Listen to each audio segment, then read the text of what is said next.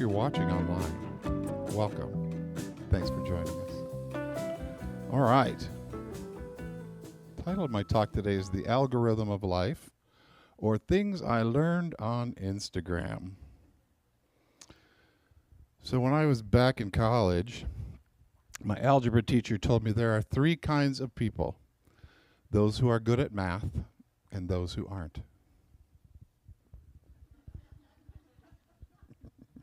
If you tell that to a 12-year-old, they will not get it, just so you know. All right, today I'm going to talk about share some life-changing hacks that I found on Instagram. Thank you, algorithm. The first story I want to share is Kirsten Bell. So Kirsten Bell tells the story of her experience on a recent flight where she asked the flight attendant for a cup of coffee. And the flight attendant asked, cream? And she said, yes, 2 creams. Just a little, she said, just a little. The flight attendant brought back a drink that was half coffee, half cream, or as Kristen says, a cup of milk. So she chugged it down and then headed to the bathroom, and she stopped the flight attendant as she was going to the bathroom. Can I have another cup of coffee? The flight attendant, and she's thinking, just tell her 1 cream, just 1 cream. Just tell her 1 cream, just 1 cream. The flight attendant goes the same way, and she goes. So, Kirsten is a terminal people pleaser. So her co-host, Andy Grant, says, people pleasing is actually selfish. 1, as an empath, you don't want to feel someone else's bad feelings. And 2, you don't want to be disliked. So Kirsten agreed. She said, if I'm disliked, I can't control the situation. This is coming from a fear-based place. I'm not confident enough to say something that might upset someone. Then we have the incoming stitch. Everyone knows what the incoming stitch is? Somebody else comes in and talks about that. So Dr. Alexandra Solomon cuts in. She says, we learn this people-pleasing behavior to protect and be nice to the other people, because at some point in our past, we learned it was not safe to speak our truth. So we developed a strategy to avoid upsetting people. Now in Unity, of course, we learn that you don't make anyone upset. They make themselves upset. And the only person you can control is yourself. So Dr. Solomon says to free ourselves from the pattern of people-pleasing, use kind directness. It's easier than trying to people-please, because you don't have to try to figure out how to manage people. You don't have to figure out what's going to upset somebody. You can just speak your truth. So she says, take a breath and speak kindly from your heart.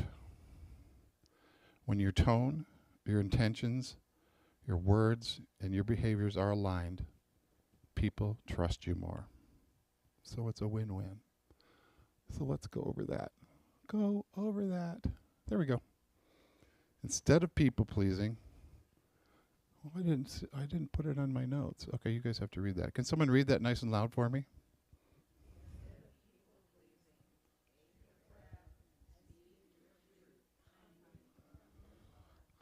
That sounded great. Thanks, everybody. Okay. Next reel. This is from Reveal and Remember. She shares a life hack that she says shouldn't work. So the life hack is, if we want to help our subconscious believe something helpful that doesn't match our past experiences, phrase it as a question. So in Unity, we learn affirmations, but sometimes we say the affirmation and we go, oh, but really? I'm looking at my life. Is it really like that? Do I really have everything I want? Is life really easy? Am I super duper healthy? Sometimes we're not, and so our brain kind of gets in there and goes, I don't know if I believe that affirmation. So she says, phrase it as a question. What if it gets to be easy? What if I were super healthy? What if I had everything I want? And that way, we don't trigger the resistance that we might have to things, to affirmations. So we ask the question, what if I have everything I need? What if I get to be joyful? It encourages positive possibilities and activates our subconscious more effectively. So let's see what I wrote on this one, because I didn't put any of this in my notes, so I'll learn next time I'll do it right. You guys want to read this for me?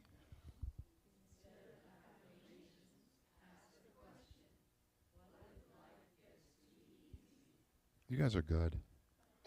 Thank you. So let's try that for a second. Let's just close our eyes. Let's think of something that we normally would use as an affirmation, and let's rephrase that as a question.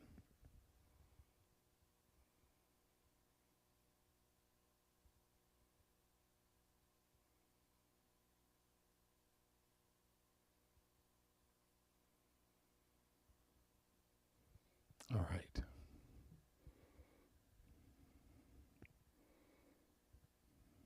I see people still rephrasing questions in their mind. All right, let's move on. Rule number 3. This is from Christina Kuzmik. She shares a helpful reframing from a conversation with her daughter.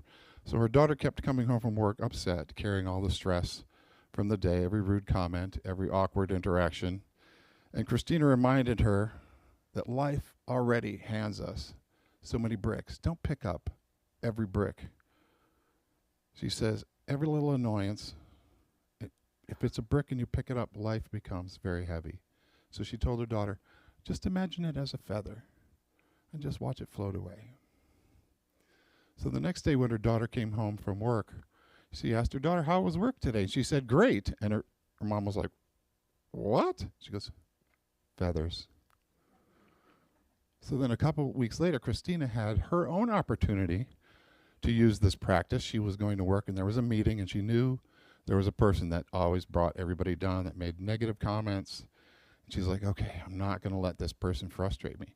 So during the meeting, she's just looking up in the air and smiling, and everybody's like, what is going on with you, Christina? They didn't know. She was looking at the feathers floating away. So let's take just a second. Let's see what I put on the wall this time. Okay, I think I wrote this one. Let the bricks become feathers that just float away. Is that what I put on there? Yeah, I did it right. Okay, let's say this together. Let the bricks become feathers that just float away. I want you guys to know that the past week, since I started thinking of this one, I've been doing this. It really works. It's really fun. I mean, like that person in front of me. Feather. It's just a feather. It really does work. I encourage you to try it. All right. Michaela Wendreth says, there are 4 things she's learned from her spirit guide. Number 1, your purpose is not what you think it is. Your purpose is actually to follow your heart and be happy. That's it. Let's say that together. Let's say it my purpose. My purpose is not what I think it is. Okay, there we go, and be happy. I guess I got to start reading these things. Reading what I put down. Why not? It might help me too. All right. Number 2, everything is happening for you. You helped plan this life before you got here. The hard parts included. Nothing was meant to break you. It was meant to redirect you. That's a good one. All right, say this one.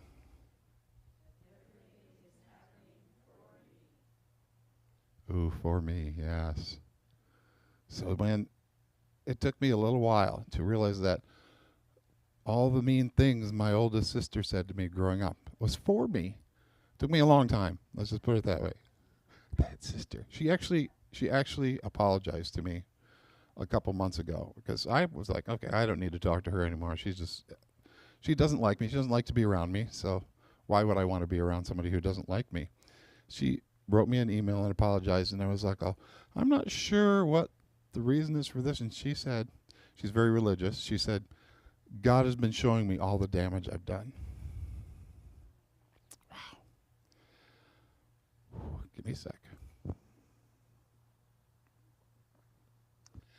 And I got to tell you guys, I was really happy for her. I thought, you know, she just turned 70, and I thought at 70, isn't that great to get that burden off yourself? And it lifted it from me too. It was beautiful. All right. Everything is for you. So it was for me. It made me a stronger person, made me a confident person, even though it took me a while to get that. All right. Number three, there is no wrong choice, only lessons. You will never end up somewhere you are not supposed to be. All right, say this. There is only, thank you.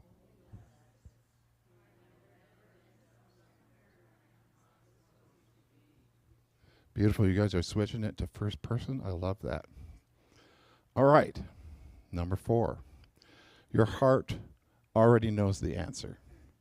You're just trying to logic your way out of it. Nothing about a limitless soul incarnating on a rock floating through space is logical. So stop trying to make it make sense and start trusting your gut. So let's say this one.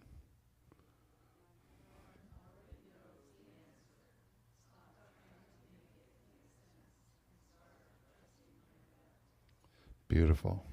You guys are getting good at this. All right, divinely us. So I like that moniker. It says the moment you judge and experience, you create a karmic loop that keeps repeating itself through your reactions, emotions, and unconscious patterns.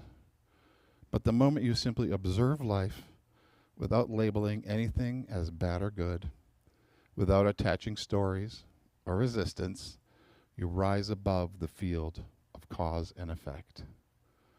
Pure awareness dissolves the energy that keeps old cycles alive. Let me say that again. Pure awareness dissolves the energies that keeps old cycles alive.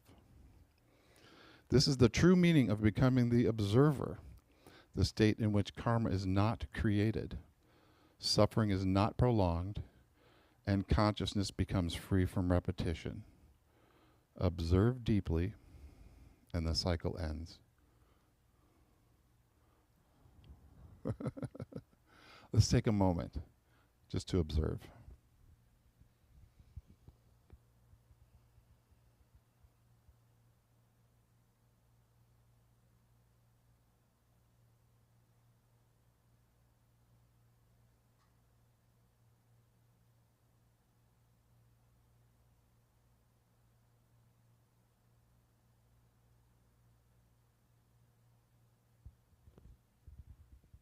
I might add, it's really good to observe our own thoughts and just know they're just thoughts and let them float away. It's funny that last week the Karen Russo, when she spoke, she talked about you can't control the birds flying around your head, but you can keep them from making a nest in your hair.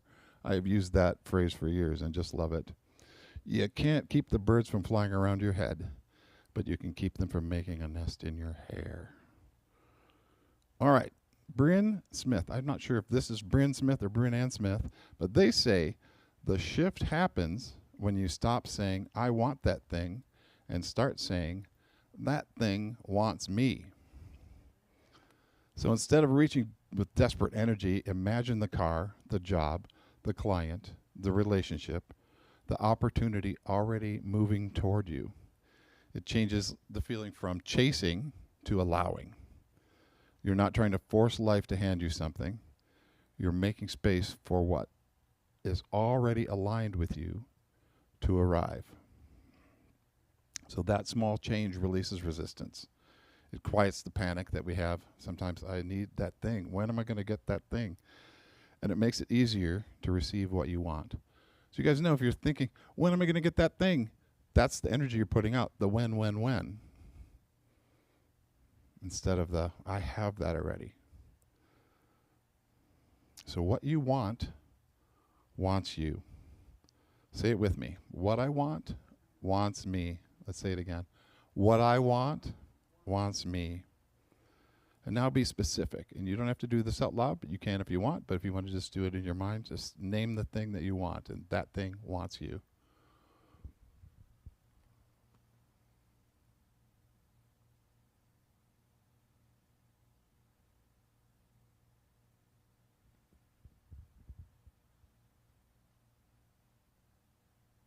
Lots of things want me today. All right, CMS pottery. We're getting close. I don't know how much time I've spoken, but hopefully not too long. CMS pottery says she was snacking at a buffet at a conference and told her friend, "These mini cheesecakes are disgusting." The friend said, I actually think they're quiches. So she had another bite and thought, actually, these are delicious. So she says now she thinks every time she senses that someone doesn't like her or her work, she just tells herself, they don't realize I'm a quiche. So let's remind ourselves that we're quiches. I am a quiche. All right. Eunola with Elisha tells this story. I'm going to read this as she spoke it. A man once tried to end his life by swallowing an entire bottle of antidepressants. Within hours, his blood pressure crashed, his heart rate spiked, and his body started shutting down. Doctors rushed to save him. Then they checked his records. The pills weren't antidepressants. They were placebos, sugar pills. He'd been a part of a clinical trial and didn't know he was in the placebo group. So the moment doctors told him that the pills were inactive, his symptoms began to disappear. And this became one of the most famous cases of the nocebo effect, which means when negative expectations create real physical symptoms. It raises an interesting question. If believing he was dying was enough to make his body react as if it were, what happens when you spend years telling yourself you're not good enough, you're not capable enough, you're not worthy enough? Always remember, your mind and body have been listening all along. So let's tell our body what we want it to be. Can we say this? My body?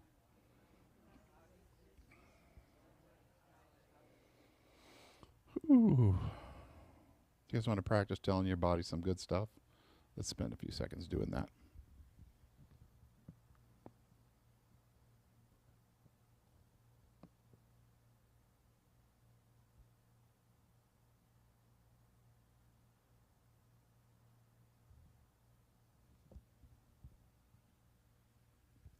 Okay.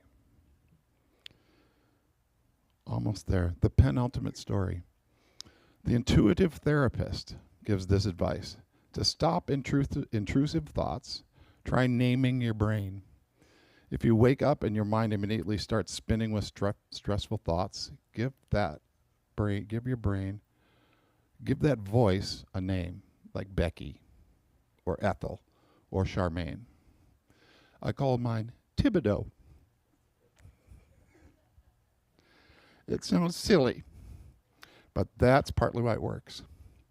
So if we name the voice that creates just enough distance between it and the spiraling thoughts that it reminds us that we are not the thoughts. We're the one noticing them. Remember that, noticing. So then talk to your brain. Thibodeau. You don't have to say it out loud, but Thibodeau, we don't have time for this. We have things to do. We're gonna have a good day.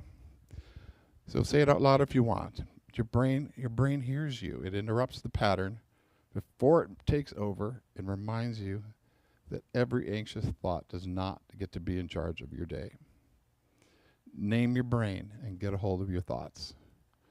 Take your power back and have a great day. Sharon told me this morning, she goes, Dennis, you're in a really good mood. And I thought, am I not usually in a good mood? And I go, probably not, because my brain can get pretty crazy there. Thibodeau likes to talk a lot. But I had some weird dreams last night, and I woke up and I just went, today's going to be a great day. And I got up with a smile in my heart and on my face, and yay! So far, so good, anyway. So let's take a moment to name our brain and remind it that it's not the boss. Let's see what we got up here. Name your brain. All right, just a second.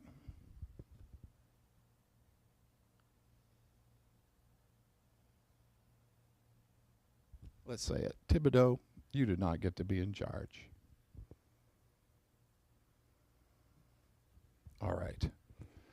The last story is from comedian Pete Holmes. This guy's really funny if you ever want to look him up. Pete Holmes says words have power. Says if you don't believe it, try dating someone who calls you dummy. Right? They're just sounds from a mammal. They're not, he says. They're spells. So we're casting spells on each other. Pete says he'll do this on stage when he's doing stand-up. He'll pick somebody out and say, I love that shirt. I love your outfit, Barbara. Great choice. It's beautiful. And he says, even though sometimes they know I may be kidding a little bit, you can see the physical change in them when he says that. Linda, beautiful outfit. You look great. He says sometimes he likes to call other people me. This me is begging for change. This me is driving me to the airport. Instead of, ugh, this flight attendant, he says, no, this me just brought me a Sprite. Thank you, me. Great job. He says a lot of times we like to say that flight attendant, so that way we impersonalize them and we can be mad at them for not having enough overhead space. There really never is enough overhead space. So let's call each other me. Let's cast those spells of kindness. All right, let's say this together.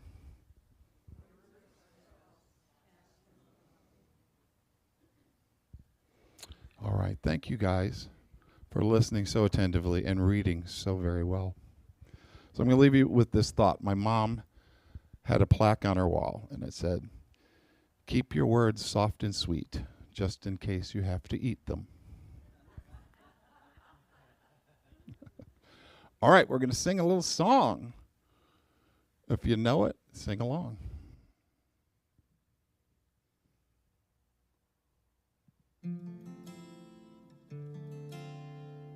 This is written by Dennis Allen Hubert. I don't know if you know him.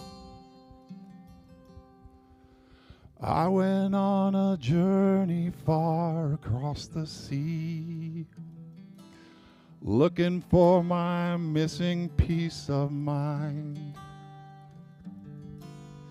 asking every soul I met for clarity, shunning all the things I'd left behind. A wise man said to take the time to look inside, heed the voice within so still and low. Remember that you always have that inner guide to remind yourself what you already know.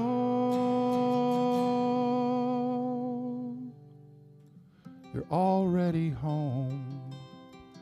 You're already done. You're already safe. You've already won.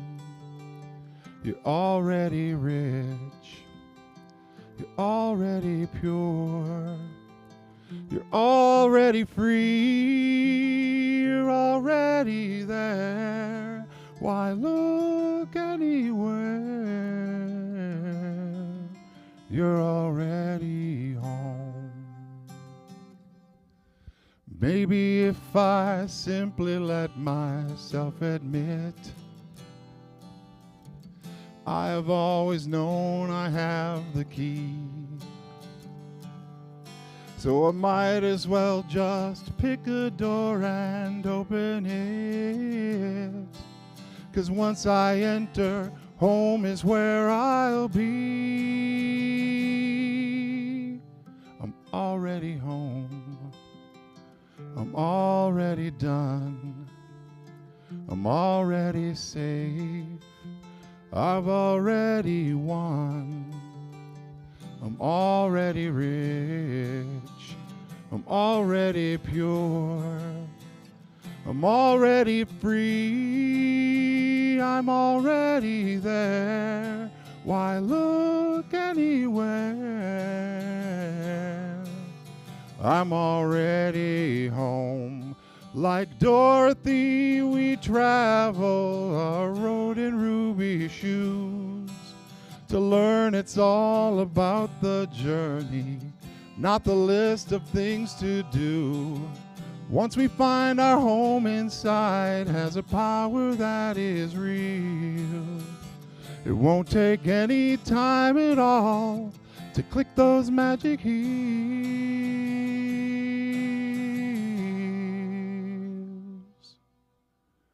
We're already safe. We're already done. We're already safe. We've already won. We're already rich. We're already pure. We're already free. We're already there. Why look anywhere? We're already home.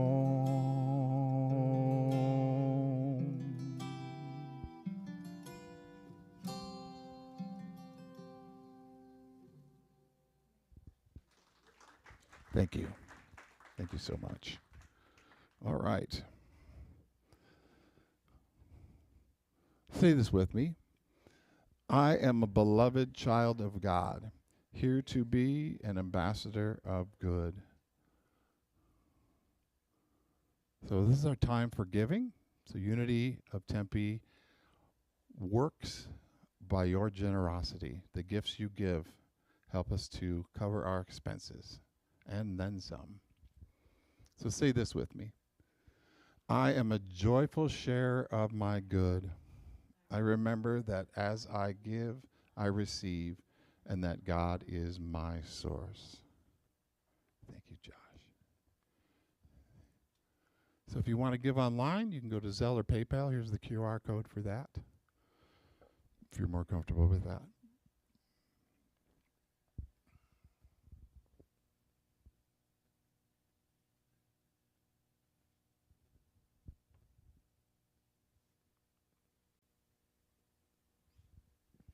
Thank you, everyone, for your generosity.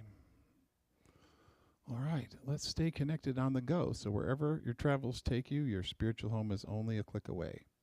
You can watch our Sunday message on YouTube anytime. And we thank you for supporting Unity of Tempe. Now say this with me. The light of God surrounds us. The love of God, the power of God protects us. The presence of God watches over us. Wherever we are, God is. It is well with my soul, and I am grateful. Thank you again for watching online. We hope you can come visit us really soon.